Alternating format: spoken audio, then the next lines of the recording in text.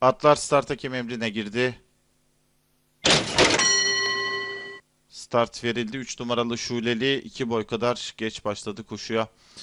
6 numaralı Kemik Kıran ve dışında 13 numaralı Günalhan arasında liderlik mücadelesi vardı. En dış kulvardan temposunu artıran 9 numaralı Kara Akın şimdi onları yakaladı ve 9 numaralı Kara Akın asfaltta liderliği aldı. Hemen içinde 14 numaralı Tunca Gün ikinciliğe girerken 1,5 boy kadar gerilerinde iç kulvarda 6 numaralı Kemik Kıran üçüncülükte, hemen yanında 10 numaralı Atlıoğlu var. Onların 1,5 boy gerisinde orta kulvarda 4 numaralı Efe Baba, hemen dışında 13 numaralı Günalhan 1,5 boy kadar geride iç kulvarda 11 numaralı Önsel, dışında 5 numaralı Azelhan ve 15 numaralı Fenerli Kaya sırasıyla 1000 metre start yeri geçilmek üzere.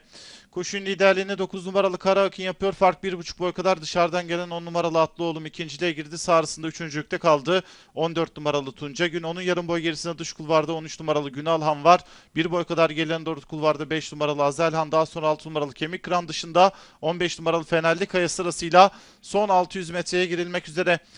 Koşunun lideri 9 numaralı Kara Akın, fark yine 1,5-2 boy kadar. 10 numaralı Atlıoğlu ikincilikte onu takip etmeyi sürdürüyor. 1,5 boy gerilerinde orta kulvarda 14 numaralı Tunca Gün, içinde 13 numaralı Günalhan, dışlarına da 5 numaralı Azelhan çıktı. Düzlüğe çıkıldı. İçeride 9 numaralı Kara Akın önde, fark 1,5 boy kadar. Dışarıdan gelen 10 numaralı Atlıoğlu farkı azalttı. Onun dışından da 5 numaralı Azelhan'la atakları var. Şimdi 5 numaralı Azelhan liderliği alıyor.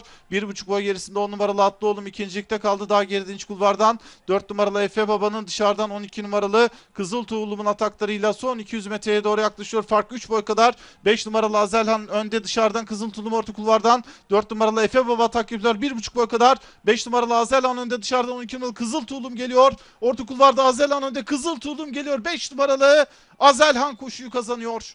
12 numaralı Kızıl Tuğlum ikinci, 4 numaralı Efe Baba da koşuyu üçüncü olarak tamamladı. 8. koşuyu 5 numaralı Azelhan Uğur Polat'la kazandı.